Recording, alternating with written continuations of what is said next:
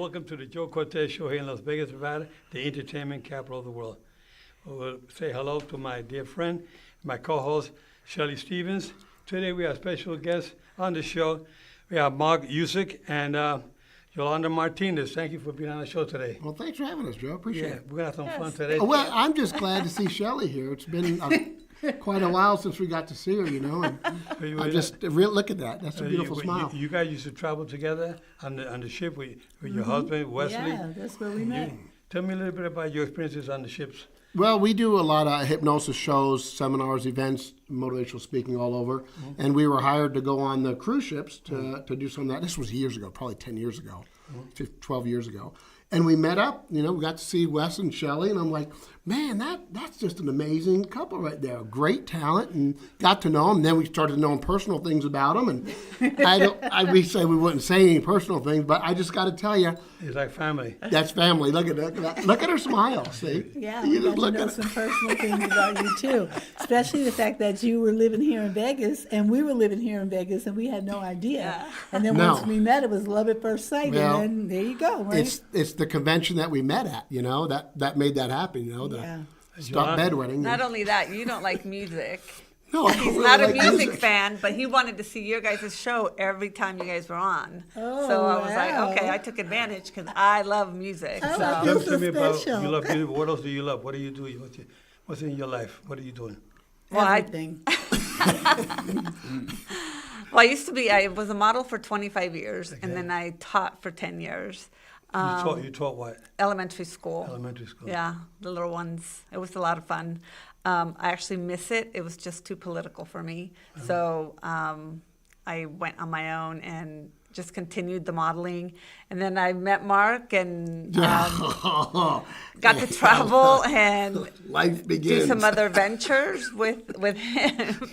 And then I also like to coach women. I like to help women. Coach him in what? Self-development, like own your power, own who you are, be proud of who you are. I implement a lot of self-love, self-care, self-worth habits so that you have a more fulfilled life and you don't forget to take care of yourself. Well, you know, one of the things I said, I'm glad we got you on the show because a lot of our viewers out there, I'm sure that are watching, we want to try to educate them in reference to taking care of yourself, loving yourself, and being positive about life. A lot of individuals out there are just afraid to make that move. Absolutely. Well, why is that? Where's that fear coming from?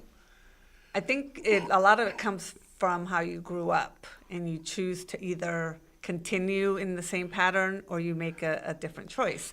I grew up with a mother that never took care of herself. She always forgot to take care of herself. She was taking care of the kids, taking care of my dad, taking care of the house, but she never took time for herself.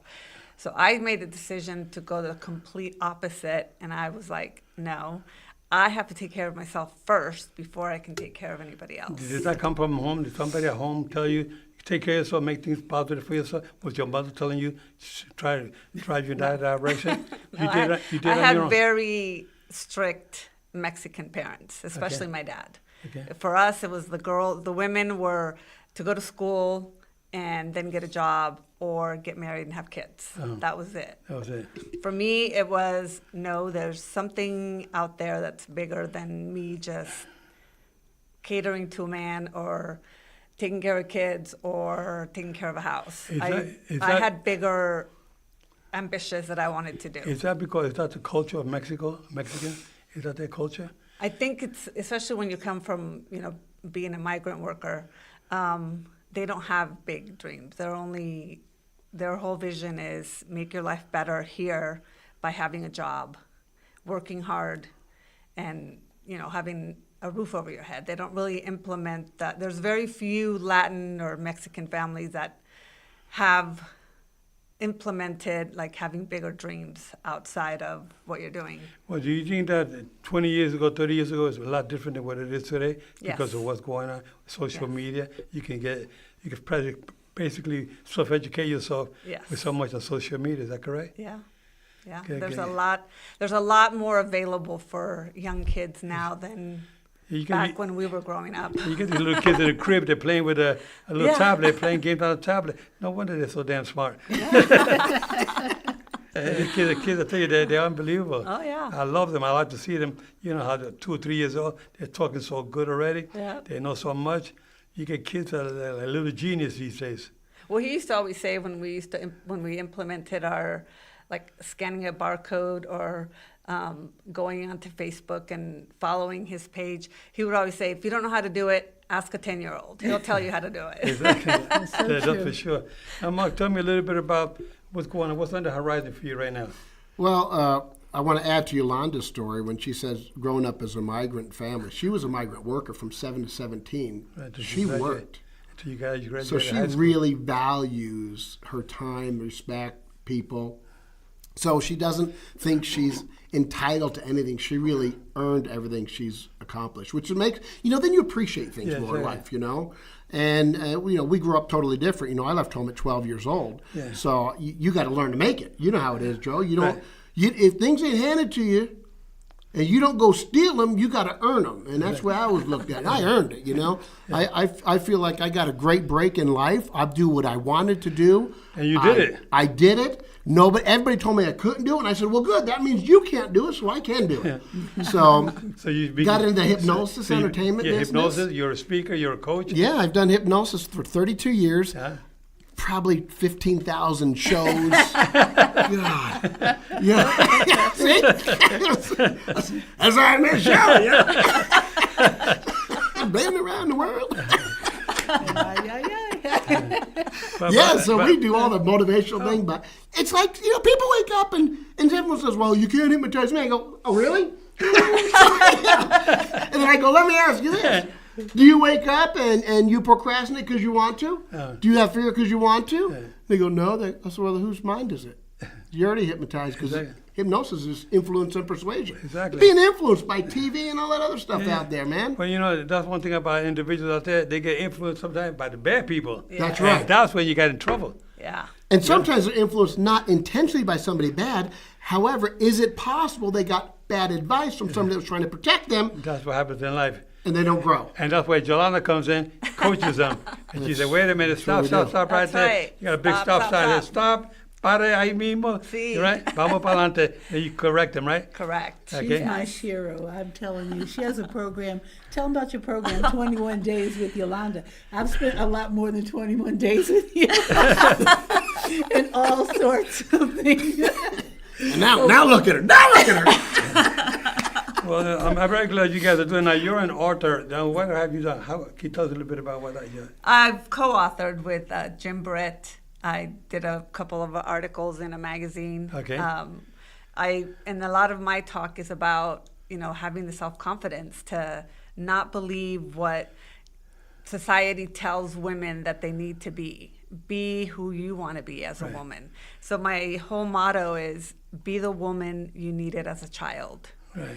I live by that because I've always been around kids. So I've always felt like I was an influencer more than anything, and a role model for kids. So that's my whole thing is don't be afraid of stepping into who you are and owning it. That's what a lot of individuals, whatever you do in life is, you have to say to yourself, wait a minute, I can do anything. You do it, okay, but then you got to look in the mirror and say, did I do the right thing? Damn right I did. Are you proud of what you're doing? Yes, I'm proud of what I did. Look at the mirror. You can look in the mirror and talk about your accomplishment and be confident and say, I did it and I did it the right way. You don't want to do it the crooked way. You want to do it the right way. That's right. A lot of individuals try to make it, try to get what they want to take the escalator. Yeah. I take the stairs. That's right. You got to take small steps. That's You it. can't get to the top by being crooked. Exactly. I live on that. I have Because like I said integrity. before, because you got to look in the mirror, Yeah. And if you don't do it the right way, you can't look in the mirror at the end. That's right. Now, Mark, tell me a little bit more about your coaching. I feel that everybody in life has an opportunity. Yeah. Where they get stuck is they listen to other people Right. and their limitations. Right. And they're always judging themselves. Am I going to, be good enough? Am I going to be successful? What if I don't do it? So they take the safe road out. Right. And you know what happens? They forget to live life because of that. Right. There's nothing wrong with failing because sometimes the greatest failures, you needed to fail to get to where you are today. To learn. That's true. If you don't fail, you ain't doing enough. In boxing, I tell fighters, young kids that are coming in, sometimes you lose. Don't take that loss as a defeat that it's over. No, that's a learning process. Yeah. You learn, you made a mistake, you know what? And you get better from your mistakes. And that's the same thing in life. Business is boxing. You know what? You're going to get hit. That's it. But if you learn how to maneuver and don't get hit the next time in that business, then you've learned a valuable lesson. That's like Even I with did. our business, That's like I did. I hit and don't get hit. You did run. A lot of guys get hit too much. They walk around with no marbles. Yeah. They're finished, Yeah. Yeah. And then you got to be careful. So the thing is, hit, don't get hit in life. Yes, that's right. right. Avoid as many hits as you can Exactly. and learn from other people that have gotten hit. Exactly. Why can't you do that? Exactly. Model somebody. The quickest way to success is model somebody. You can- If I want to be a fighter, I'm not going to go to my neighbor. I'm going to go to somebody like you. Exactly. What did you do? What are the techniques? And get to the top quicker. Exactly. Now tell me, we got Shelley, my co-host. She's Oh. very intelligent. But she only speaks Spanish, so. She's a hell of a singer. Her and her husband Yes, she Wesley, is. they perform every weekend. You guys performing Saturday night, Yes, tomorrow night. Saturday night we're going to be once again at Lola's, but then we have an upcoming gig at the Sterling Club, which if you're from Las Vegas, you know exactly what the Sterling Club is. It's very exclusive, It's right private across- club, right in Turnberry Place, and we are so honored to be there for That's our right first across premiere from the Westgate performance. Hotel. Right Yeah, across yeah. from the On Westgate. Paradise. Absolutely right. So we're going to be there on June 22nd, and we're going to be back at Lola's on Saturdays like normal from 6 to 10. Lola's is in Summerlin. And we always have a good time there. We get so many requests for so many different types of music, which is very unusual in Vegas because when we first moved to Vegas, the first thing they asked us was, what kind of music do you play? And we're like, we play everything. And they're like, no, you can't do everything. You have to do one style of music here. What do you do, Motown or you do jazz? I'm like, we do it all. And they just couldn't believe it. But after working on cruise ships for 23 years, people, so many countries, they come on. So we sing in like 7, 8 languages, and I had to learn what the songs meant so I could emote the projection on my face. I don't want to be smiling if somebody is dying or something like that. So, it took a lot to do that. But now I'm proud of what I do. Now, you were performing on the ship for 23 years. Mm-hmm. You learned some of the songs from the movie The Titanic. I did, but it's funny. When I was on Norwegian cruise lines, they used to request it all the time, no problem. When I went to Asia, and they're very superstitious, out of Singapore, it was like, you can't do that song. No, you cannot sing that song. So it was just really Yeah, because weird. people would be so afraid, like Oh, maybe yeah. something's gonna go wrong. Exactly, With the life exactly. vest, with our life vest, we can put them on, get ready. Exactly. Probably walk around with them on. I know, Right, right? during Oh the my show. God. I didn't take it out of my show because it was in our tribute to the Yeah. movies. It was a big movie and a Yeah. big song with Celine Dion. It was in our show. I bet you they never showed that movie on the ships. No, not at all. We would hire them when we do our 3-day events, you Yeah. know. We would hire them to come in and do the entertainment. Like we had a red carpet event. Right. Here's what's frustrating. We got more requests for them. I said, what was the highlight of the event? They asked Shelley and Wesley twice as night. Are you going to have them at the next one? We want to bring some friends to the next one. I'm like, all the 3 days I've been with you, and that's what you remember. But now, Shirley, how many years have you been in Las Vegas since the cruise lines? Let's see. We moved here actually in 2001. We had just left the contract in Japan. We were supposed to be there for a couple months. We ended up staying for 10 years off and on because they were so receptive to all kinds of music as well. And finally, we decided to come home after the Kobe earthquake. The economy went down. We're like, okay, time to move back home. I didn't want to move back to Philly because it's too cold. I didn't want to shovel snow anymore. I wanted to move to LA because I had done Broadway musicals before and I wanted to get back into acting. And my husband's like, no, we're moving to Vegas because it's cheaper, first of all. It's the city entertainment. I performed there like all my life, with the stylistics and Commodores and this one and that one. He says, you need to go to LA for an audition. I'll drive you. I'm like, okay. So we settled in Vegas. And then eventually we got to Norwegian Cruise Lines, and that's when we met Mark and Yolanda. And it was just like love at first sight between me and Yolanda hanging out, drinking our lemon drop martinis. So tell me a little bit, now you were in Japan for 10 years. Mm-hmm. Were you able to learn any of the Japanese songs? Oh, yeah. Actually, me and my husband actually wrote a song about the Kobe earthquake. And the owner of the club that we were performing at, she was like, very important in the city of Kobe. Everybody knew her and everything. So, yeah, we wrote her a song, and we did a tribute concert for all the victims of the earthquake. And it was a fundraiser, and it was just absolutely fabulous. It was great. So, yeah. Okay, Mark, tell me a little bit more about your past. You grew up from where? You came from where? Originally, I was born in Jersey, moved out. Me to too. Arizona. Born No in way. Jersey. Oh, yeah. Where about New Jersey? Plainfield. Plainfield. I New was Jersey. Trenton. Oh, well, I lived in Hamilton Township. I was right there. Yep.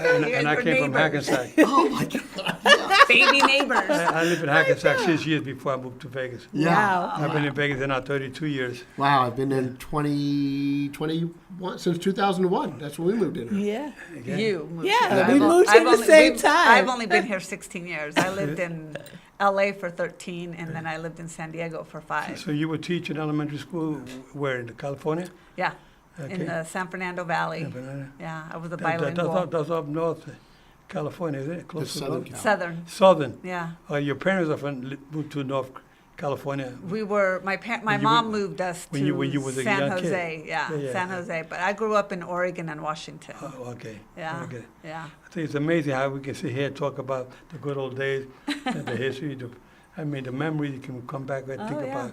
Yeah. It's just amazing. Okay, so Yolanda, tell me a little bit more about what's on the horizon for you. Right now, I'm working with the coach to write a second program because I have my 21 days with Yolanda, which all emphasizes on the self-care, self-love, and self-worth.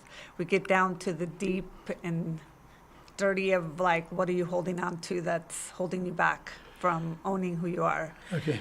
And so I'm working with the coach to. So what's going on with young ladies these days? That there's I see a lot of difficulties going cross country, with all races. Why is that happening more now than before? What do you mean? A lot of cross-country? problems. The youngsters, the young folks are having a lot of issues growing up. Why is that? I think a lot of it is social media. Social they media? they want to grow up so fast. Okay. They don't want to enjoy the moment of being a teenager, being a young, adult in their 20s. It's like they're so busy trying to find the easy way. Instead, way. go on the escalator instead of the stairs Yeah. to the big bucks. Right. That they lose track of who they are. And I think that's what actually happening today is that a lot of these young folks, they want to, they have an age, a lot of them come from broken homes. And on top of that, there's no self-confidence. Then they want to join the buddies in the street. They become gang members. Yeah. They become That's right. addicts. They start carrying guns. Yeah. That's why I think so much on social media, they recruit these young folks. Oh, yeah. And a lot of that's why you got to watch your kids and maybe look over their shoulders, see what they're doing on the computers, because a lot of stuff's going out there. 'Cause they got a lot of individuals out there that are not good for these youngsters. yeah. You get some adults that are just Well, look at the TV programs they got today versus when we grew up. yeah. We grew up with totally different influences as We had television. Hapalong Cassidy, Yeah. we had the Lone Ranger, we had good shows. Now, Adam 1 Adam 12. Hey, we You had know? ping pong. We had ping pong machines. Yeah. We didn't have these video games that are With all so the shooting. violent and, Yeah. the and shooting and all Oh, that. yeah. I see all that stuff, all the shootings that go on with these games, and these kids, that's all they do on the computer all day, Oh, yeah. playing with the shooting and then I will try it in real life. It looks like a Yeah. lot of fun, and they go out there and do it. Yep. I think there should be some restriction. Oh, So many hours you can play on the games on the computer. But some of these parents, like I said before, they either come from broken homes, and the parents are out working, and these kids Yeah. have Yeah. nobody at home to guide them in the right direction. So they're out That's- there doing the wrong things. And like I said, they get to the games, they start joining the gangs. Before you know it, they're behind bars, Yeah. They kill somebody, something going wrong. So that's why I say that we need somebody, our next door neighbors, our big brothers. The Big Brothers program is a good program. What other programs you think should be available? Like I believe in the cadet program. Oh, yeah. When I was a kid, I joined the St. Martin Nautical Cadet. I didn't enjoy it. My mother got me into it. That's right. But my Because your mother wanted to make sure you grew up with good influences. Right, exactly. When you turn a kid over to a television and 16 and Pregnant and Love in Paradise and all these programs that they sell their bodies or Yeah, something, right. and these kids are being influenced by it, thinking, I want to be just like that. Right. The parents aren't monitor their kids. Well, so is it the kids' fault? Or is it, where's the responsibility come It's from? the parents, and you know what, that's why I say a cadet program would be good to have. That's right. In every state, some kind of And military. like a military type of That's cadet right. program. You get them to learn the discipline, the self-esteem, the confidence level, all builds up when you're in a cadet program. And then from there, you become an adult. You either go into a real military, which is what I did, and I learned how to march, and I learned everything about keeping myself in good shape, eating healthy, working out, and doing the right thing for my country. Yep. But I think a lot of individuals, they don't think that way. Well, standards. What are the standards that your peers are holding you up to? Yeah. If you lower your standards to meet their expectation, how are you ever going to grow? You're home being a couch potato, doing nothing, just sitting there You like and waiting for potatoes. somebody to knock on the door to tell you, come on out. Yeah. We're going to give you some money. No, you got to earn it. You got That's to work right. for it. You get educated, learn something. Yeah. You know? And education comes from experience, which means you got to get off your butt and go do something. Exactly. It's also communication between parents. Parents don't really communicate with their kids. Right. It's like the kids are so busy being on the phones. You go out to dinner. We go out to dinner, and Everybody look around the everybody room. in the table is on their phone, and I'm like, why are people not talking to each other? Exactly. Yeah, And I think a lot of it is that. I think the waiter should come around with a basket. Everybody, put your phone away. Put your phone. Hey, put your phone. They will give you phone on the way out. That's right. Yeah. Because you go to a restaurant, it's embarrassing sometimes when I sit there and see individuals on my table. It's irritating. It It's is. irritating because you're doing damage to that child, and that child's going to be an adult and then raise another child. Yeah. So what are we doing? Yeah. Are we progressively losing our minds because that's what they want to control? Yeah. Who wants to be in control? Government, or do you want to be in control? And it's also absolutely the TV shows like we were talking about that the kids watch these days. Laverne and Shirley was a great I program. know, right? We had great Again. comedies. It's hard to find a good comedy Hey, now. Donnie and Marie Osmond show was great. Oh yeah. I usually like the Jackie Gleason show. One of Oh. my favorites. Yeah, that And the was I funny. Love Lucy show, Oh, right? I Of love course. Lucy. Those That two- was my yeah. mom's those two are the favorite. favorites. Yes. Oh my God! I saw there's a commercial for a new TV show that's on. You know how they have the dating shows and Yeah. everything, like The Bachelor and The Bachelorette. Yeah. This show was about a woman. They call her a MILF. You guys Yeah. know Oh, that. I saw seen that. it. That she's dating the father and the son at the same time to see which one she likes best. Well, see, that's a good influence. That's positive things That's we get just out nasty. there. Who does I thought that? the, We gotta I get thought the somebody to MILF teach- we show need to was coach those about guys. Oh. these single women that are already, their kids are grown and they're dating younger men. That's what it's about. Yeah, Ah. but they're also dating the fathers at the same time. Okay, That's no, just that's gross. just You know wrong. what I'm happens sorry. in the private room? Yeah. I don't want to know what happened. I know, right? Like, no. We don't want to know about that. No, I was like, I'd rather have him watching cartoons. I know. I was watching See, the I TV and I'm think- just going, ew. See, I think kids, especially kids nowadays that expect everything to be given to them, I'm like, they need to be taken to a third world country That's to right. volunteer Yeah. out there and see how the rest of the world really lives. I don't think they have a concept of understanding when you need water. Or a Or second or third food. meal. Or, Yeah. yes. Or a bathroom. And so Yeah. I've always believed that there needs to be a program in either middle school or high school where right. they are taken for 2 weeks, a month to a third world country to just volunteer and see how kids their age are living in another country. I want to create a program called I Want to Be Hugged. Oh, I love that. I love that. You know, I went to Indiana one day. I was a keynote speaker at the Purdue University, then University of Indiana, when I got inducted into the International Boxing Hall of Fame. And I asked the lady after we got through that 2 days of that, I said, is there a boys club here in Bloomington, Indiana? She says, there is, boys and girls club. So I went there and talked to the kids. And then when I went there, I spoke to these young kids, they're about 10, 11, 12 years old.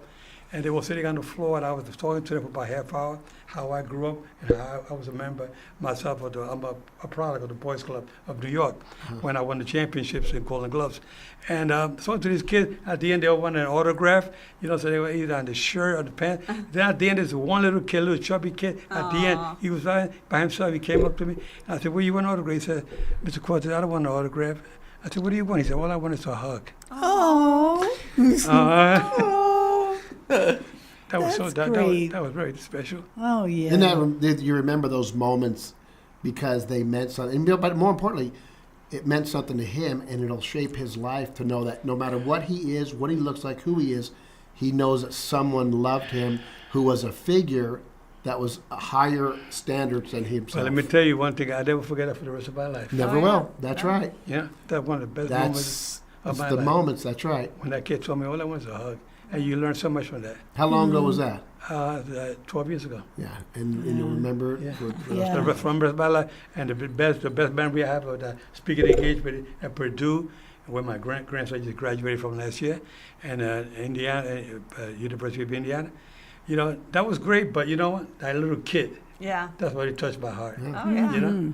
And, you know, and I tell individuals out there, you know, you got kids out there, sometimes you have to talk to them and try to get out of them, tell them to talk to you, tell them what's going on with them. Because sometimes if you don't ask them, they're not going to say anything. You know, they can be sexually abused, they can be mistreated, something's going wrong with them, and, you know, and with fentanyl, the drug that's out there today, and the kids with gangs, belong to gang, carry guns and all that, you can talk to them, get this out of them, because there's so much going on out there. But you as parents or guardians should be out there talking to them, getting information, try to guide them in the right direction. And then one thing is, don't let them judge them. You know what? Maybe they're afraid to say what's on their mind.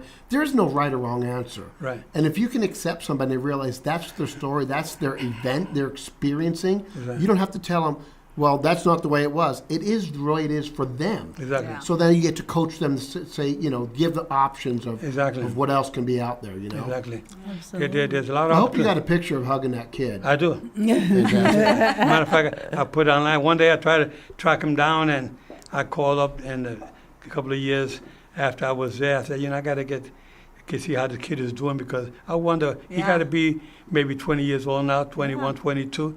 He's a young man. I'd like to know what he's doing in his That's life, you know. awesome. If he's out there watching this show, please reach out to me, because I love you, buddy. Oh, Yeah. More importantly, he loves himself now. Yeah. That's the cool Yeah, thing about it. that's so important.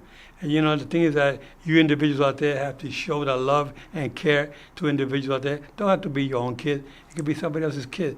You can just reach out to them and tell them, you know, that you're there for them. Good times, bad times, whatever. Always make sure that you have the door open for them, because a lot of these kids out there need our help and our guidance. Okay, Yolanda, tell us a little bit more before we wrap up. We got a couple of minutes to go. Tell us a little bit more about what you plan to do in the very near future. I plan on still continuing to do volunteer work here. I do volunteer work for Dress for Success, Project 150, and then there's a group. Tell us a little bit about that project. Dress for Success is for women that are going back into the workforce, whether they were either in a shelter or taken out of an abusive home.